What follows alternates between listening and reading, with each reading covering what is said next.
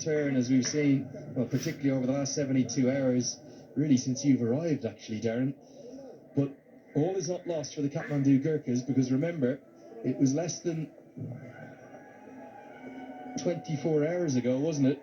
Well, a little bit more than 24 hours ago now, but yesterday morning, the bolts are bowled out for 51. So Asif Sheikh and Anil Sa will look to get off to a solid start and make short work of this low total, but there is hope there for the Gurkhas. You've always got to believe there's hope. We've seen some of the scores the last couple of days. They've been pretty low, and batting second has been difficult. Sorry, Darren, actually a change in the batting order. Now, Anil Sa and Asif Sheikh have been ever present at the top, but they decided to have a switch. Lahiru Malantha is going to replace Anil Sa. He'll come up and open the batting. I think this is purely for tactical reasons. They fancy a left-hand, right-hand combination up at the top. He's having a good tournament. The man originally from Sri Lanka, now residing in the United States of America.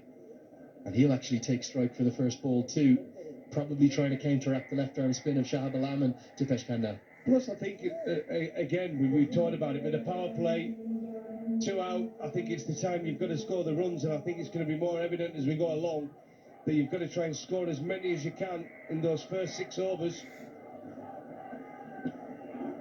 And even though it's a left-hander, the Gurkhas will stick with left-arm spin to open with. I wonder will Malantha take it on. 2 fielders outside the circle, all set for the chase.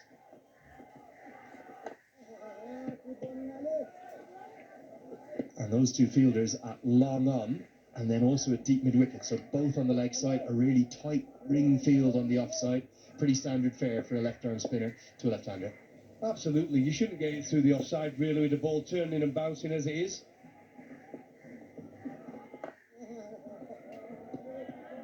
And the safe option as well for the left-handed batter is to hit with the spin. Right, there's always something, you can nudge it around the corner for one with the field has got set at the moment. But the gamble shot is the reverse hit with all the men up on the offside. And the shorter side, remember, as well. I tell you, brave one.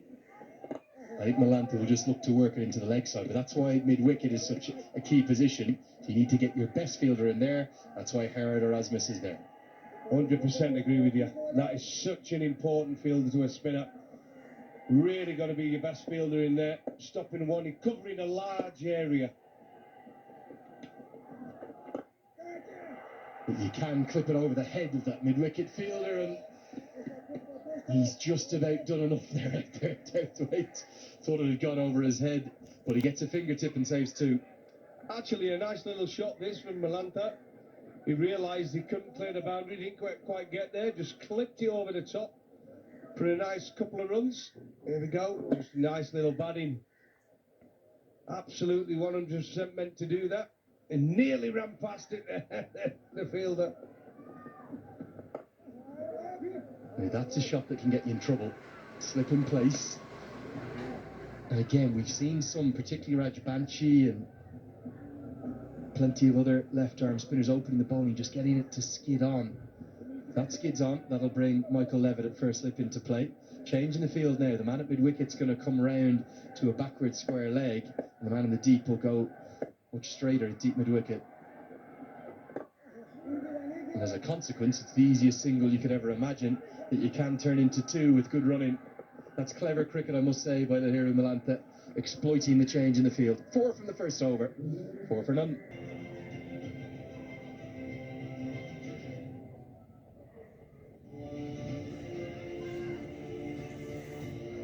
Top 4 advance to the playoffs. Top 2 get 2 chances to go to the grand final on Saturday, the 21st of December. Big problem for these bottom 4, particularly if the Gurkhas are... They're going to need something to drastically change.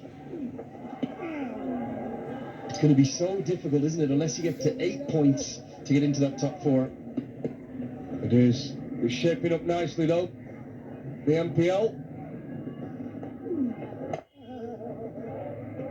Erasmus. Big call coming in. Very, very good cricketer. Good player with bat, ball, and excellent in the field.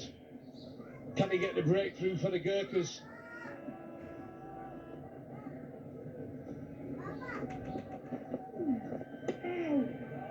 Are some of the teams getting a little carried away with the conditions, Goffey?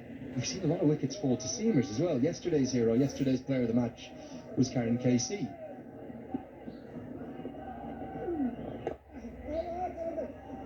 It has. It's a strange one, isn't it? I think we see the ball turning and we see the ball bouncing, but seamers are not out of the game.